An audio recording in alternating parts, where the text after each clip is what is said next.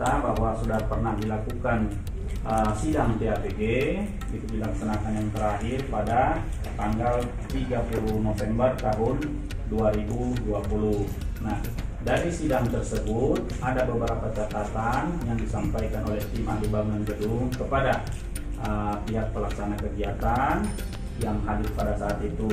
Kita berharap bahwa catatan-catatan tersebut bisa segera diselesaikan sehingga prosesnya bisa langsung berjalan kembali.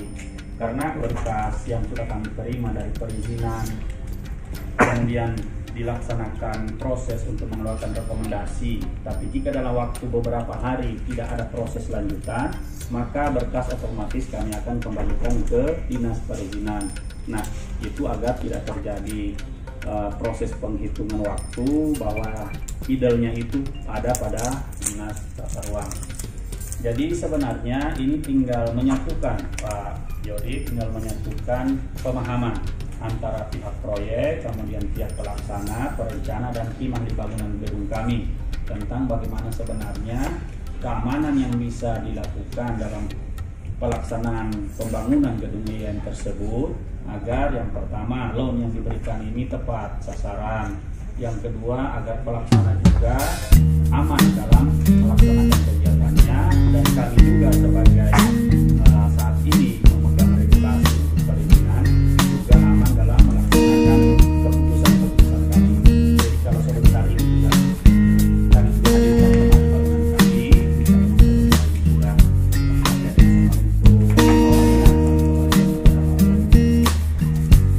dari baik Pak Kadis atas penyampaiannya. Demikian Pak Jody. Selamat pagi Bapak.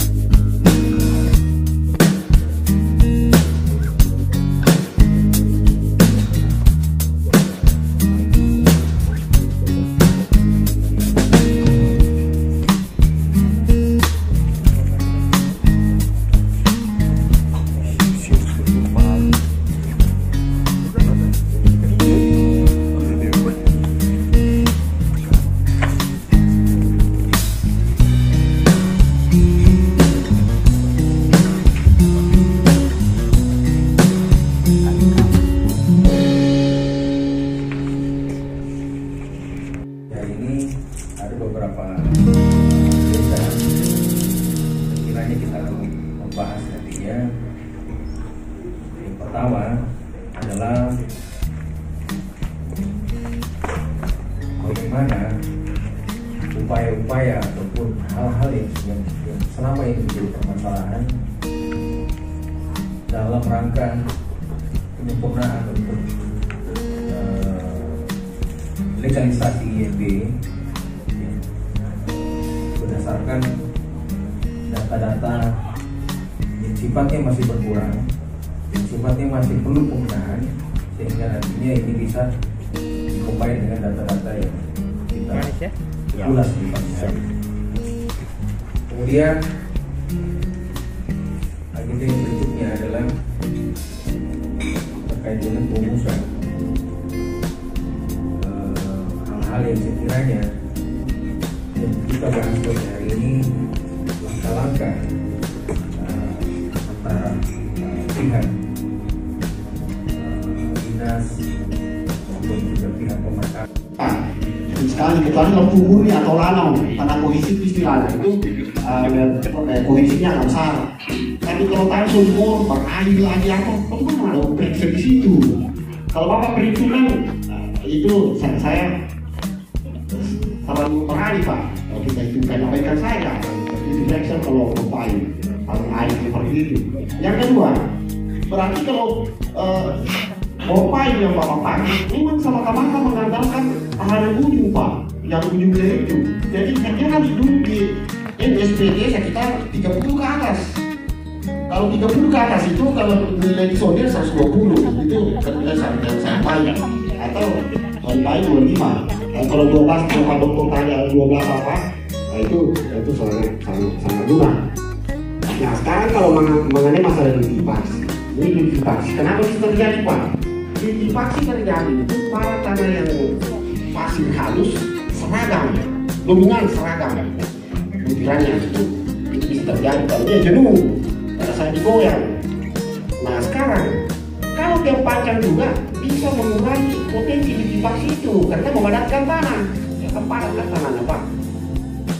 Yang terjadi potensi likuifaksi besar itu kalau kepadatan pasir yang seragam yang jenuh tadi di bawah 7%. 65-50% kepadatan maksimum yang barang. Kalau dia lunak potensi likuifaksi, tapi walaupun dia pasir seragam atau apa, kalau dia padat bisa juga terjadi pak. Jadi ya sangat ketat juga speknya itu, dan nanti tempat sekitar 6,5 ke atas bisa memicu itu. Nah makanya hati-hati ini Bopai ini yang sudah dilaksanakan 200, tolong pak di PID.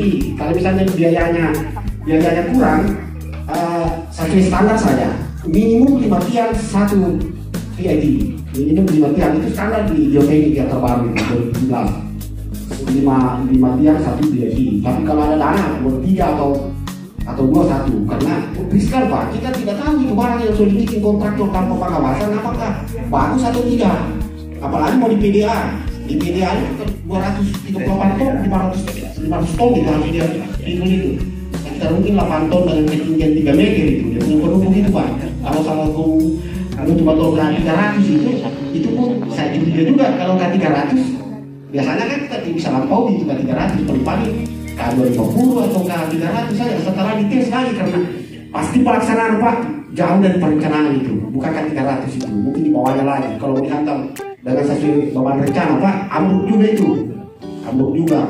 Nah jadi itu mungkin yang sempat saya sampaikan supaya memang kita sebelum terlanjur ini ya disepakati memang dulu apa yang kita sepakati dengan pihak DABG dengan owner atau apa semuanya supaya bisa jalan pak. Ketika total misalnya bagaimana permasalahan misalnya yang sudah terjadi, karena tetap juga nanti IMB keluar DAB juga ada apa namanya ada tanggung jawab di situ.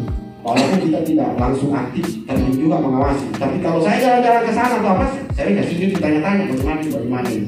Nah, tapi kan itu tidak termasuk pengawasan secara resmi. Nah cuma kalau ada kecurangan ya disampaikan. Tapi kalau kontraktor jalan sendiri pak, tidak bisa ditanya itu mau kualitasnya itu pak, pasti diumumkan kayak gitu. Masyarakat kita awasi baik-baik pak, itu manila terus itu apa. Kita ini juga praktis di lapangan pak, jadi apa ini sudah biasa pak.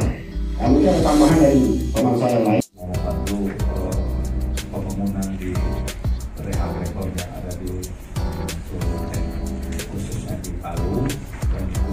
IAIN. Karena IAIN ini sebenarnya ada dua kepentingan Pak Wakil Rektor dan kepentingan negara di sini. Nah, kepentingan negara itu adalah kita membangun sama-sama di situ evakuasi negara. Nah, ini kita tidak tahu kapan akan terjadi tsunami.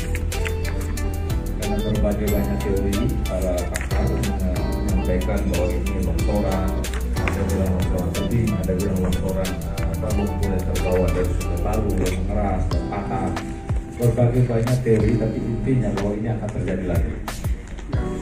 Nah, kita tidak tahu kapan. Nah, oleh karena itu memang bagi kami dia ini menjadi sangat besar keuntungannya.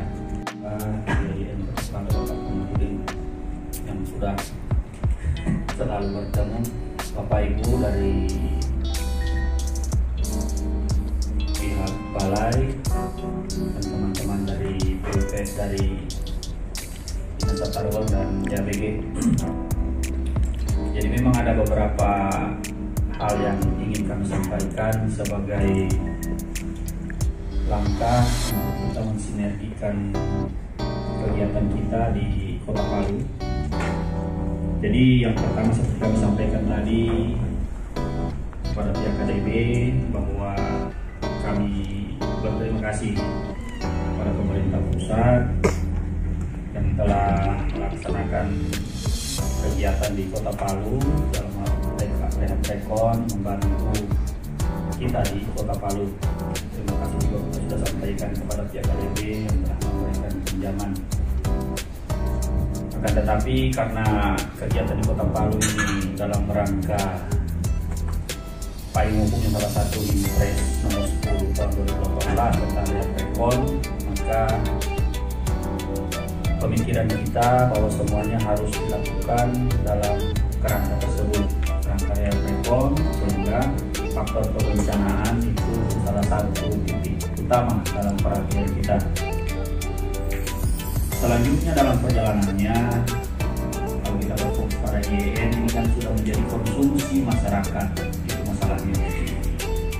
Konsumsi masyarakat ini ada dua yang utama. Yang pertama dari segi politis. Dari segi politis ini bahwa sejak IAIN tahap 1 itu DPR sudah mulai mempertanyakan kepada kami bagaimana itu dan seterusnya, dan itu harus kami jawab. Dan puncaknya dengan pembangunan IAIN tahap 2 ini, itu menurut pandangan IAIN tahap 1 tahap 2, karena mungkin dari PUPR itu tidak melaksanakan tahap 1, hanya tahap 2. Tapi bagi kami penyebutan di kantor supaya lebih cepat terfokus IAIN tahap 1 tahap 2. Nah, ini di tahap 2 ini puncak daripada DPR, sehingga kemarin diadakan RDP, dan hasil dari RDP itu adalah rekomendasi DPR kepada Wali Kota Palu untuk menghentikan kegiatan itu sampai dengan INB-nya terbit. Dan ini ternyata sejalan juga dengan keputusan yang diambil oleh Kepala Balai untuk menghentikan. Bisa kita jadikan patokan untuk kemudian kita berlepas tangan, justru menjadi pemicu. Kita sudah melihat contoh yang ditampilkan oleh Kabalai kita. Masa begini pas saya mencari kolam pangan. Ya, karena keluhan, tapi kita maklum lah. Yang bahasa-bahasa seperti itu, karena menjelaskan secara teknik, saya bilang bukan gawean saya, tapi kita yang dimarahi. Soal IWM ya, kita meminta untung ada IWM sedikit memberikan penjelasan tentang itu, sehingga ya terobatilah kita. Ya, saya pikir ini Bapak Ibu sekalian, ini memang sudah ini yang terbaik kita lakukan. Karena juga sudah ada lagi surat cinta saya ini diberikan dari kampus. Artinya ada terkait barangkali saya mencari itu, bagaimana itu? Nah, saya biasa juga berkomunikasi Pak Zul, bagaimana? Aman Pak. Ternyata ada secara teknik yang persoalan ini. Jadi saya selalu merasakan itu. Dengan adanya sering muncul di koran, itu teman-teman dari Kementerian Agama, kenapa iya begitu? Kenapa kan selalu muncul itu? Ini yang terkait dengan ini. Nah, mudah-mudahan pertemuan ini apa yang menjadi harapan-harapan kita bahwa proses pembangunan tetap jalan, komunikasi yang terkait dengan ini, saya pikir perlu kita rapatkan barisan, karena juga memang persoalan teknis saya ikuti. Kemarin ada beberapa saran ABG juga saya sempat dengarkan itu. Sekian, mudah-mudahan pada hari ini bisa bisa dicarikan solusi supaya teman-teman dari pegawai kontraktor tetap berjalan sesuai dengan harapan kita semua. Dan perwujudan perizinan ini, tapi tidak apa-apa, mungkin masih, walaupun memang saya sebagai selaku pejabat gubernur dapat surat pemberhentian pekerjaan sementara dari Kepala Balai Pelaksanaan Pemukiman. Mudah-mudahan ini bisa menjadi memicu kami untuk melakukan percepatan terhadap perwujudan izin mendirikan bangunan.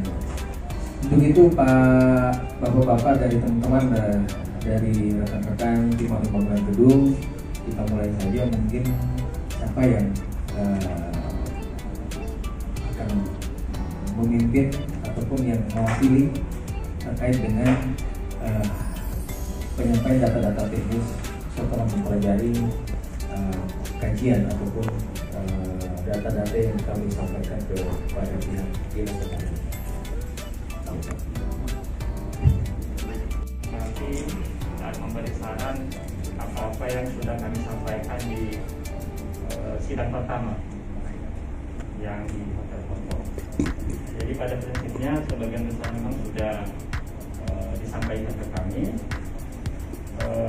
Hanya saja memang yang biasa seperti ini kami lakukan, sudah ada proses diskusi dan asistensi dengan pihak perencana. Kemudian tidak tercipta Pak Kabalo. Jadi agak sulit biasanya kalau lewat Zoom apa yang kami sampaikan kemudian ditindaklanjuti. Jadi biasanya diskusi seperti ini lebih baik sekali. Jadi apa-apa saran kami, perubahan akan ditindaklanjuti dan tapi ada beberapa sudah sesuai yang dikirimkan masyarakat kami. Yang pertama terkait perubahan kedalaman fondasi. Sejak awal pemaparan di Hotel Foto itu, tim konsultan sudah memaparkan bahwa ada tim ahli yang membantu untuk analisis fondasinya, yaitu Prof. Paulus. Hanya saja seperti penyampaian tadi dari Pak Kais, tentunya ada penyampaian resmi dan legalitasnya. Walaupun itu baru kemarin kami dapatkan dari konsultan untuk yang dibuat oleh Pak Paulus itu ya. Oke. Ada beberapa saran yang dari Prof. Paulus itu. Dalam perhitungan yang disampaikan ini dalam beberapa poin. Waktunya, tetapi kalau bisa memang diharapkan bersama bahwa Januari ini tetap bisa selesai Pak, dengan reputasi Bapak yang saya coba berselancar di dunia maya, ternyata perusahaan Bapak cukup bagus gitu. Dengan harapan itu saya yakin akan selesai tepat waktu. Jadi itu kira-kira Bapak, maka saya minta Pak Lisa untuk hadirkan Bapak dan teman-teman ABG ini merasa bahwa saya tidak lagi guyon atau mungkin lagi memberikan PHP aja sama TABG. Saya sangat serius dengan hari ini IMB-nya belum ada ya. Nah, IMB ini tidak akan pernah keluar kalau TABG tidak pernah merekomendasikan. Nah, tadi perdebatan panjang kami dengan TABG berkaitan dengan bagaimana untuk fondasi yang sudah dilaksanakan.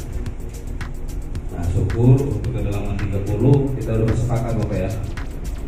Nah, untuk kedalaman 30 sudah sepakat, tapi masalah strukturnya ini belum, masih perlu perdebatan kita. Nah, makanya saya mohon Bapak tolong bantu PPK untuk meyakinkan TABG bahwa apa yang kita sudah laksanakan selama ini sudah benar. Tetapi kan TABG juga kan bukan dukun, dia butuh indikator pengukur bahwa apa yang kita sampaikan tadi bahwa meyakinkan TABG.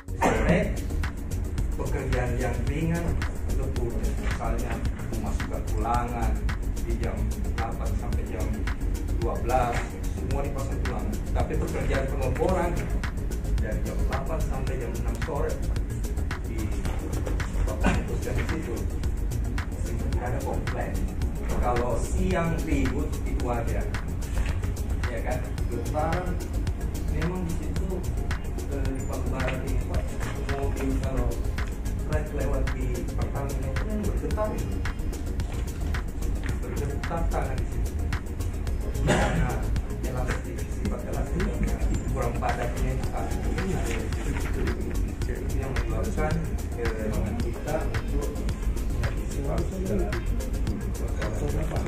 saya kira persoalan teknis yang masalah ulangan itu nanti bisa antara konsultan dengan Bapak saja.